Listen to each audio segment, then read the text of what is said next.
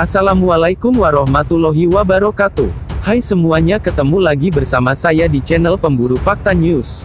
Tidak lupa saya selalu mendoakan kepada Tuhan Yang Maha Esa agar kalian semua bahagia dan sehat selalu.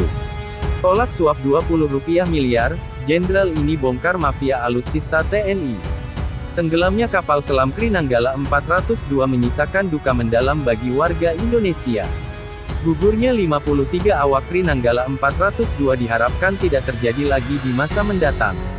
Salah satu hal yang menjadi sorotan dari adanya insiden Krinanggala 402 adalah mengenai pengadaan alat utama sistem pertahanan alutsista di tubuh TNI. Komandan Krinanggala 402 Letkol P. Heri Oktavian yang gugur semasa hidupnya pernah resah dengan sistem pengadaan alutsista di tubuh TNI.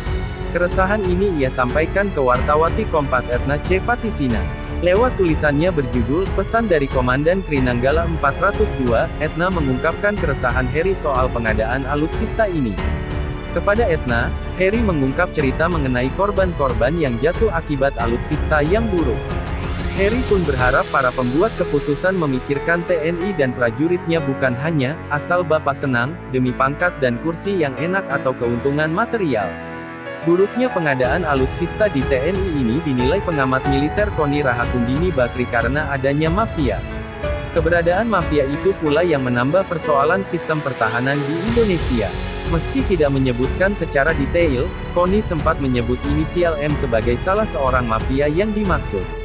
Mr. M, sebut Mr. M saja, kata Koni dalam diskusi daring pada Minggu, tanggal 25 April tahun 2021. Koni mengambil contoh kerjasama antara Korea Selatan dengan Indonesia terkait pembuat pesawat tempur. Kerjasama itu berbalut Korean Fighter Experiment (KFX) dan Indonesia Fighter Experiment (IFX). Namun belakangan diketahui IFX terancam gagal.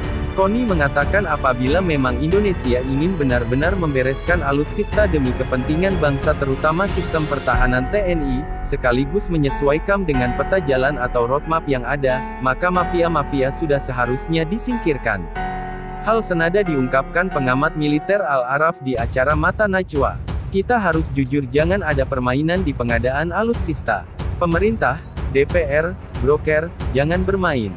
Karena permainan itu yang menyebabkan resiko kecelakaan tinggi. So stoplah. Kita harus jujur, jangan bermain di sektor pertahanan, jangan bermain dalam alutsista karena itu membahayakan para prajurit, pesan Al-Araf. Jenderal tolak suap 20 rupiah miliar. Adanya permainan alutsista TNI ini pernah diungkap mantan KSAD Jenderal Purn Pramono Edi Wibowo. Dalam buku berjudul, Pramono Edi Wibowo dan Cetak Biru Indonesia ke Depan, ipar SBY ini menceritakan soal sengkarut pengadaan alutsista TNI. Saat itu TNI AD akan membeli alat bidik teropong untuk senapan serbu SS-2.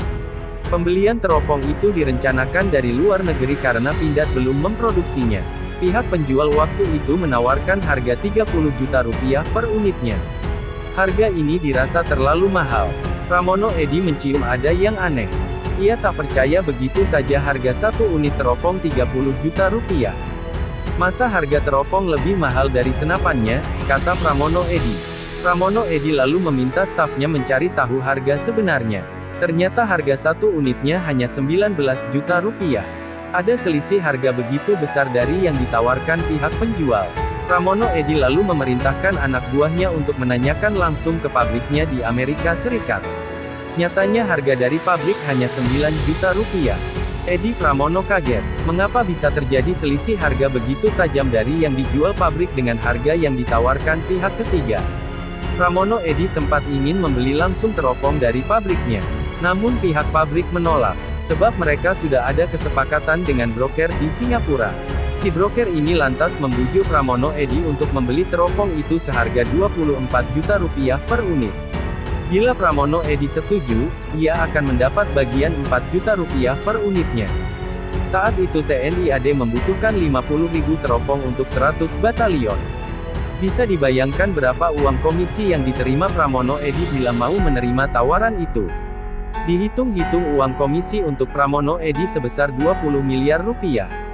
Namun Pramono Edi menolak dengan tegas rayuan si broker. Pramono Edi membatalkan pembelian teropong dari si broker. Bagi Pramono Edi, pembelian alat utama sistem persenjataan alutsista di TNI harus dilakukan secara bersih dan transparan. Hal lain yang pernah dialami Pramono Edi terkait alutsista TNI adalah saat ia ingin membeli tank Leopard seharga 280 juta dolar Amerika. Selama ini pengadaan alutsista TNI selalu melalui pihak ketiga alias agen.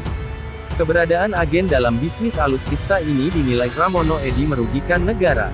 Kerugiannya menurut Pramono Edi lebih dari 30%.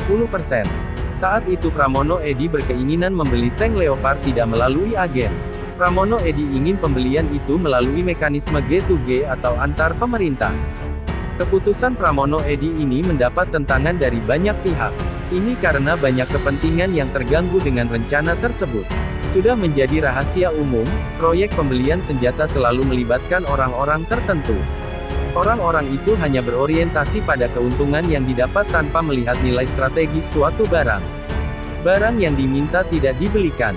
Barang yang dibeli tidak dibutuhkan, kata Pramono Edi menggambarkan orang-orang yang bermain di bisnis senjata. Pramono Edi tidak ingin seperti itu. Ia merubahnya. Pramono Edi siap pasang badan menghadapi orang-orang seperti itu. Bahkan ia siap menanggung segala resiko yang akan dialaminya. Pramono Edi tidak mau diatur oleh pihak-pihak yang kepentingannya terganggu. Dia mengubah kebiasaan buruk yang sudah berlangsung lama di tubuh TNI. Pengadaan alutsista di TNI diterapkan dengan cara G2G.